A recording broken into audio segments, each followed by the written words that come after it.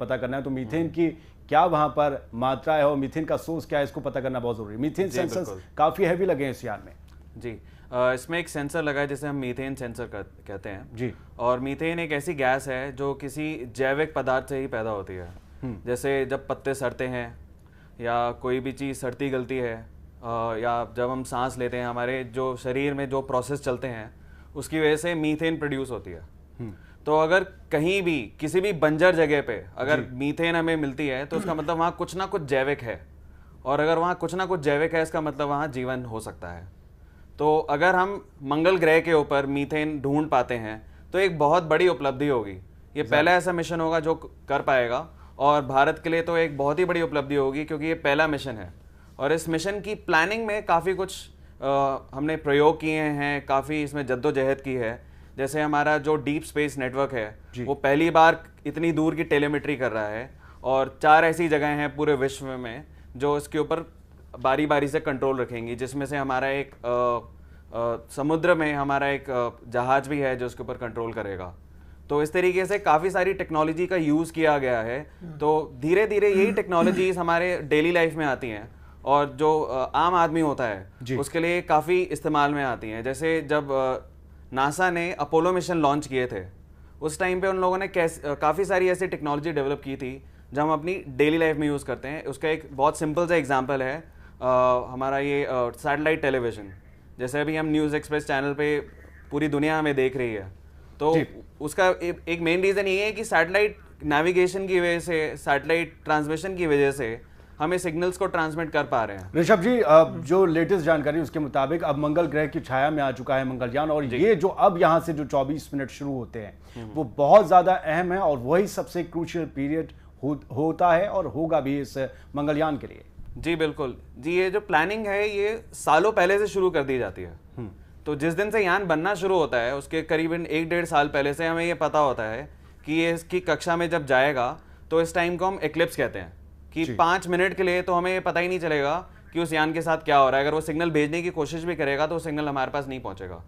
तो हमारे साइंटिस्ट इस चीज़ को प्लान करके चलते हैं और जितनी प्रोग्रामिंग की जाती है इस यान के अंदर उसको इस हिसाब से रखा जाता है कि इन 5 मिनट के लिए कुछ इसके बेसिक फंक्शंस होते हैं और इसके प्लान बी होते हैं कि अगर ज़रा सा भी कुछ फेलियर हो तो उसके पास एक, जैसे हम कहते हैं हमारे कंप्यूटर में सेफ मोड होता है, वैसे ही इस सैटेलाइट के अंदर, इस अंतरिक्ष यान के अंदर भी एक सेफ मोड होता है, और इस सेफ मोड की वजह से ये अपने सारे कार्य ढंग से करता रहता है। तो इसकी प्लानिंग बहुत पहले से होती है, इसलिए हमें अभी फिलहाल तो निश्चिंत रहना चाहिए और वेट करना चाहिए जब हमें यकीन रखना चाहिए कि मंगलयान अपने सफर को पूरा करेगा, कामयाबी से पूरा करेगा और मंगल पर भारत का झंडा भी जल्द फहराएगा। फिलहाल मंगल की कक्षा में भारत का झंडा फहरने में कुछ कदमों की दूरी है। मीला मित्रा साहिबा हमारे साथ मौजूद है। मीला जी, सफ़र बहुत कठिन रहा, 67 करोड़ किलोमीटर जाना था। इससे अगर देखें तो बहुत करीब है चांद। वो मिशन आज तक कामयाब हुए, वहाँ लोग जाते आते रहे, लेकिन मार्स पे ज़िंदगी को खोजना, उस सफ़र को तय करना अपने आप में मुसीबतों भरा सफ़र है और बहुत ही जोखिम वाला ये एक मिशन है। इसके लिए बहुत तैयारियां करनी पड़ती होंगी साइंटिस्ट को, और बहुत सी तैयारियां की होंगी भारतीय वैज्ञानिकों ने, और यही चैलेंजेस हम इस मार्स ऑर्बिटर मिशन का मेन गोल ही है कि हम ये इस्टेब्लिश कर पाए कि हम इन चैलेंजेस को टेक्नोलॉजिकली प्रूव कर सके कि हम टैकल कर पा रहे हैं। और कई चैलेंजेस है जैसे आपने बताया है। पहले तो था कि अर्थ के और ऑर्बिट और स्फीयर ऑफ इन्फ्लुएंस से निकल कर ट्रांस मार्स ऑर्बिट पे जाना पड़ा।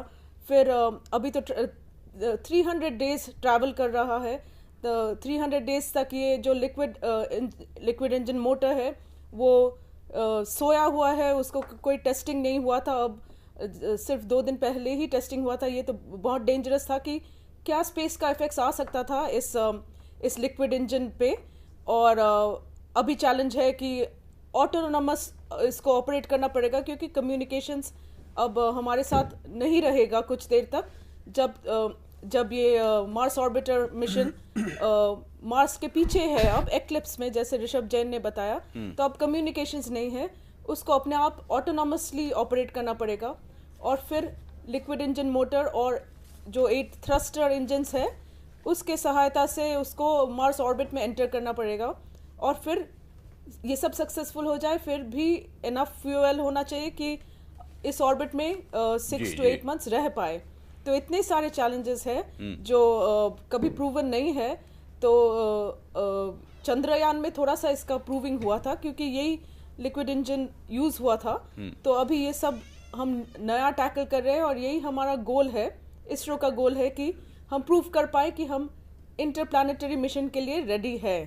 और यही प्रूव करेंगे तो इससे हमारा बहुत चांसेस खुल जाएंगे इसके बाद एक्सप्लोरेशन के। जी हाँ, बिल्कुल यही उम्मीद है और पूरा देश इस बात पर नज़र रखे हुए है।